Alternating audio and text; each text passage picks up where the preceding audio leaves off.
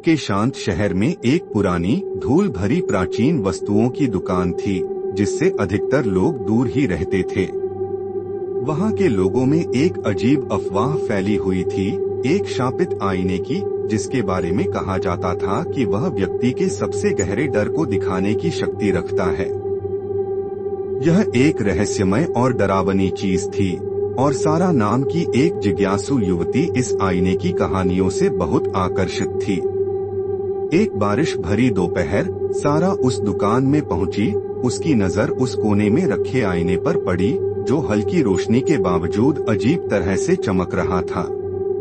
दुकान के मालिक, एक बूढ़े व्यक्ति ने उसे चेतावनी दी, ध्यान रखना कि तुम इस आईने में क्या खोज रही हो। यह सिर्फ तुम्हारी परछाई नहीं दिखाता। सारा ने उसकी बात को अंधविश्वास मानते हुए नजरअंदाज किया और आईने के करीब पहुंची। उसका दिल तेजी से धड़कने लगा। जैसे ही उसने आईने में देखा, उसकी परछाई मुड़ने और विकृत होने लगी। केवल उसका प्रतिबिंब ही नहीं, बल्कि उसके पीछे डरावने साए भी नजर आने लगे। उसने खुद को एक अंधेरे कमरे में अकेले और डरे हुए देखा। यह दृश्य उसकी रीढ़ में सिहरन पैदा कर गया, लेकिन उसने इसे प्रकाश का धोखा मानकर नजरअंदाज कर दिया। उसे पता नहीं था कि वह आईना एक ऐसी दुनिया का द्वार था जहां केवल डर का राज चलता था।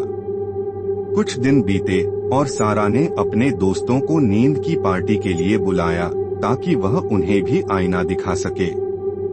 एक एक करके उनके दोस्तों ने आईने में देखा और सभी ने अपने अपने डरावने दृश्य देखे।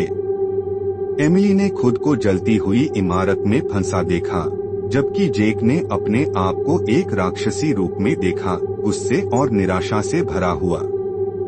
जैसे ही उन्होंने यह अनुभव किया, उनमें घबराहट फैलने लगी कि आईने में देखने से वे सभी उसकी श्राप में फंसते जा रहे हैं। सारा के दोस्तों के गायब होने के साथ ही सारा के दिल में डर ने जगह बना ली। सच्चाई जानने के लिए उसने आईने के इतिहास की खोज शुरू की और उसे एक दुखद कहानी पता चली, एक लड़की लिली की, जो सालों पहले अपने सबसे करीबी लोगों द्वारा धोखा दिए जाने के बाद इस आईने में कैद हो गई थी। अपनी पीड़ा और बदले की भावना में वह उन सभी को सजा देना चाहती थी जो इस आईने में झांकने का साहस करते थे।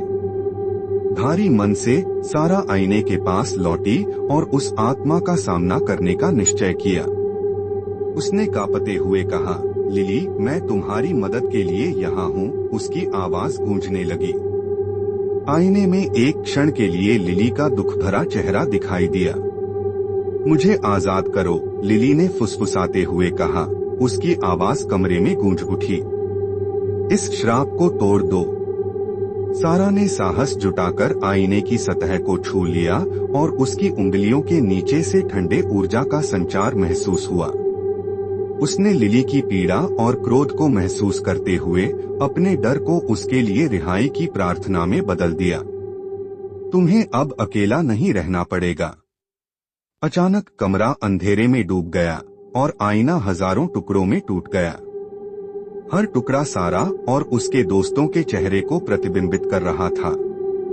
एक ठंडी फुसफुसाहट गूंजी, तुम अपने डर से बच नहीं सकते। जैसे ही टुकड़े गिरने लगे, सारा ने एक ऊर्जा का तेज प्रवाह महसूस किया और उन सायों ने जो उन्हें डरा रहे थे, गायब होना शुरू कर दिया।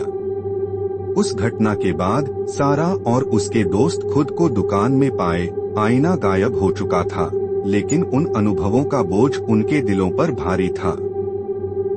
उन्होंने अपने डर का सामना किया और जीवित बच गए, लेकिन लिली की याद उनके साथ रह गई, एक चेतावनी कि हमारे अंदर भी अंधेरे की परछाई छिपी होती है। उस दिन के बाद सारा ने लिली की कहानी को सबको बताने का प्रण लिया, ताकि कोई और उस आईने के श्राप का शिकार न हो। हालांकि वे बच निकले थे, लेकिन उन्हें पता था कि असली लड़ाई उनके डर के खिलाफ हमेशा चलती रहेगी, चाहे आईना टूट चुका था।